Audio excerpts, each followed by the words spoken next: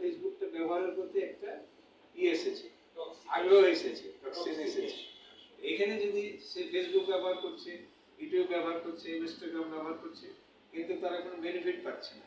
আমরা কোনো বেনিফিট পাচ্ছি না।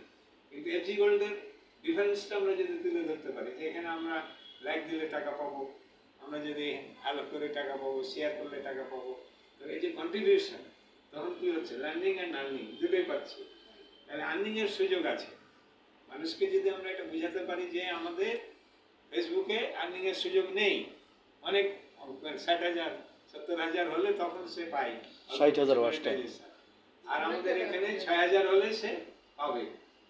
তাহলে এই যে সুযোগটা, এটা যদি আমরা জেনারেশনকে বুঝাইতে পারি, কারণ আমরা জানি একটা দেশের প্রায় 50 বছর 100 বছরে একটা সৌভাগ্য আসে যে একটা ইয়াং জেনারেশন হয়। তো বাংলাদেশ এই সময়টাই পার করতেছে। এখন সবচেয়ে আমাদের 18 কোটি বা 20 কোটি যাই লোক বলি, 17 কোটি বলে অফিসিয়ালি, কিন্তু এর মধ্যে সবচেয়ে মেজরিটি এখন কিন্তু ইয়াং পপুলেশন।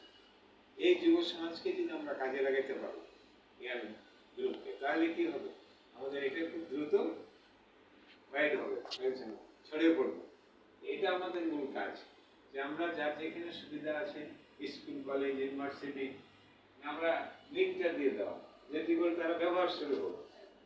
ব্যবহার শুরু হলে তখন কি হবে, এটা তখন অটোমেটিক একটা লিঙ্ক থাকলে সে টুডে না টুমরো দেখবে যে প্রশ্নগুলো অ্যারেঞ্জ হয়েছে, যে এটা আসলে কোন দেশে। আমরা কি জানি যে আমাদের এটা এই যে 22 লাখ হয়েছে।